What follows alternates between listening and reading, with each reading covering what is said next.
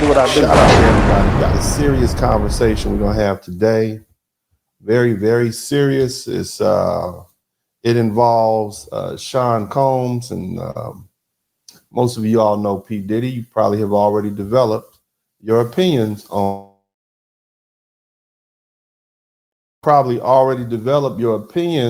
This man's guilt or innocence based on what you've seen on TV, based on what you've seen, based on what you heard. And, that's fine. I'm okay with that. Shout out to my man, Demetrius Owens.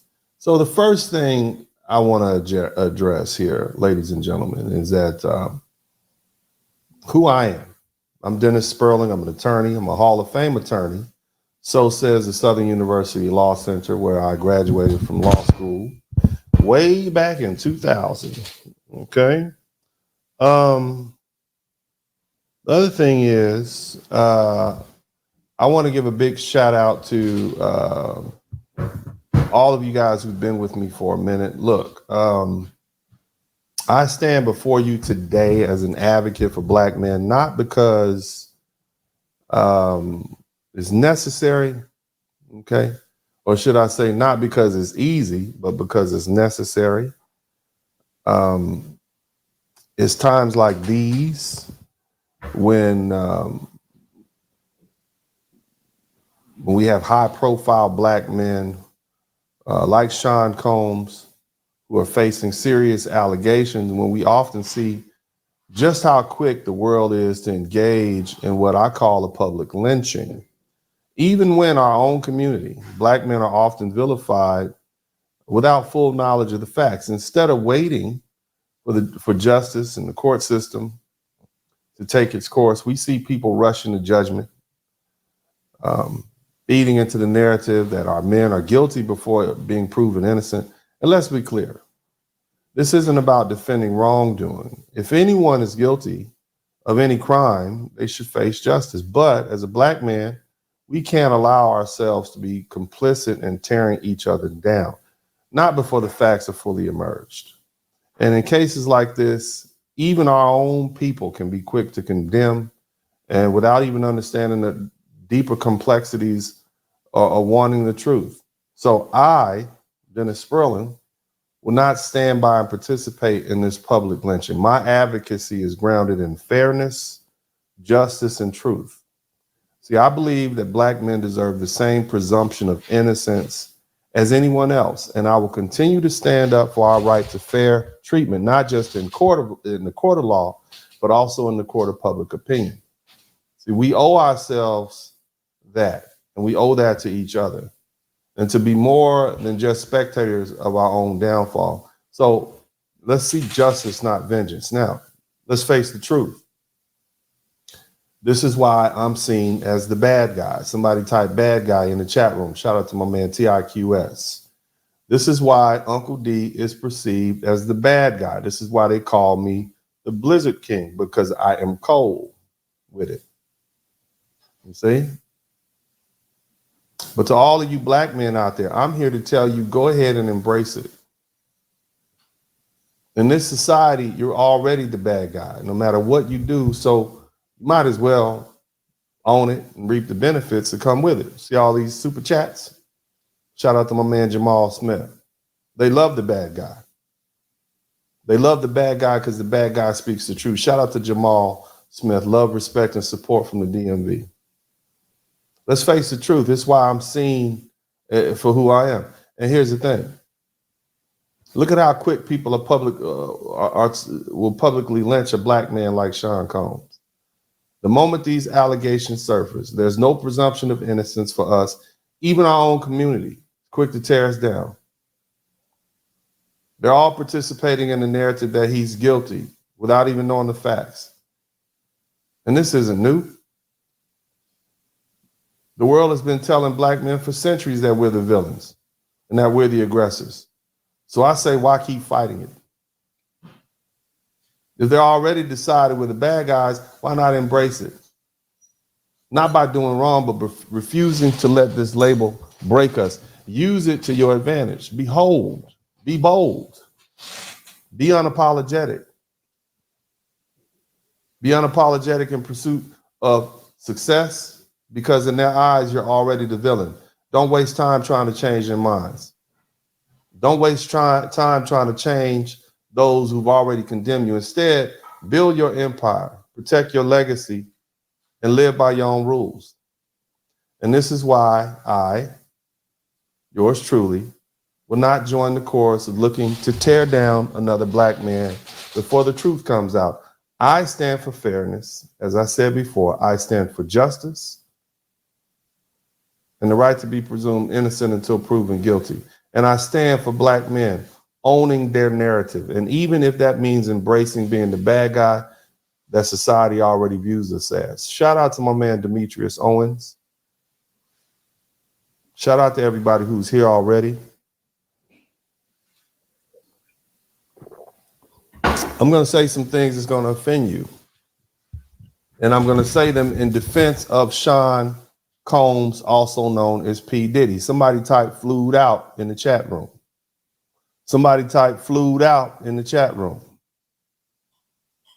Now, for those of you guys who are not entirely familiar with the facts of this case, Sean P. Diddy Combs was arrested on September 16, 2024, and he faces multiple serious federal charges, including sex trafficking, racketeering, conspiracy, and interstate transportation for the purpose of prostitution. The indictment alleges that, and the indictment is out of the Southern District of New York, a very famous court, prosecuted a lot of mob bosses out of Manhattan.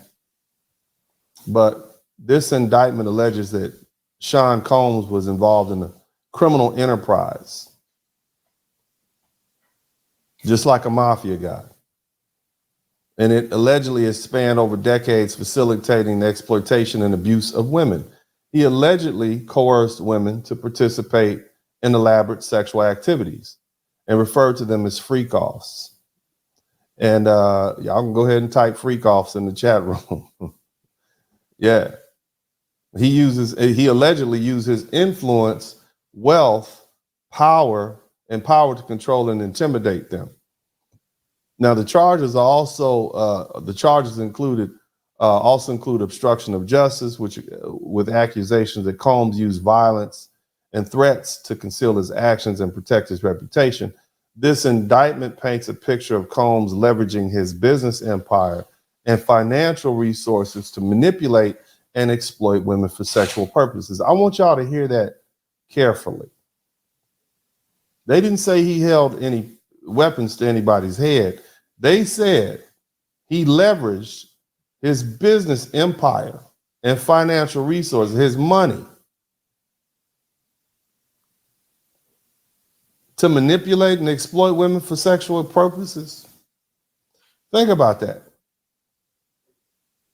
He says that his business empire, his financial resources, allowed him to force them to labor in that regard.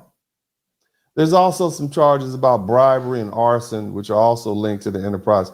But either way, Sean Combs has pleaded not guilty to the charges and remains in jail without bail, awaiting the trial. He could be in there for 18 months. And his legal team are strongly denying the allegations and asserting that the charges are baseless and that Sean Combs looks forward to clearing his name. Now, let's break down each one of the charges and assess whether, based on what we know publicly, the public facts, okay, that these charges do or don't apply to Sean Combs at this time. Now, sex trafficking. The legal definition of sex trafficking as far as federal law is basically a federal law on sex trafficking. It prohibits recruiting, harboring, transporting, or obtaining a person for a commercial sex act, and that's basically paid sex, prostitution, through force, fraud, or coercion. Okay? Force, fraud, or coercion. I think we understand force. I think we understand fraud, coercion. Shout out to my man Demetrius Owens. All right, consent is irrelevant if these elements are proven.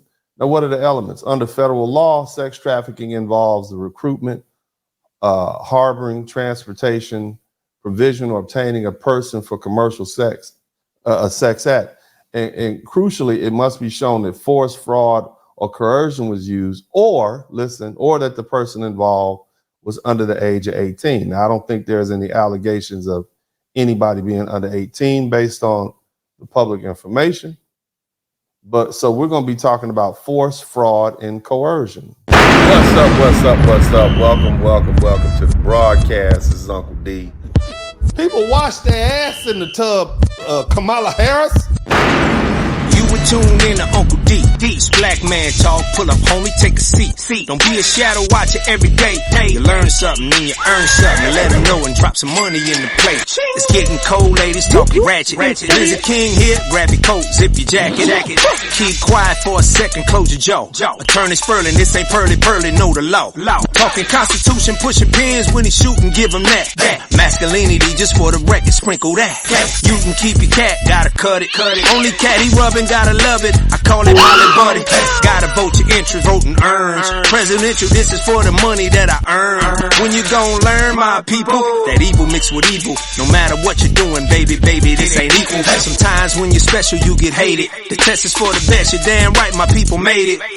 Uncle D, Blizzard King, you been served, gotta notice. Now black men out here know we winning, gotta hold it now. Uncle D, you been served, get your notice. Now black men out here know we winning, gotta hold it now. Uncle D, you been served, get your notice. Now black men out here know we winning, gotta hold it now. Uncle D, you been served, get your notice. Now black men out here know we winning, gotta hold it now. Hey man, I'll do what I do. Somebody need to whip your ass. Get up and whip him, Sweets. Hey, don't be putting the money in my hand all rough. Take your ass out here. You buy you a Flowbee and cut your own damn hair from now on.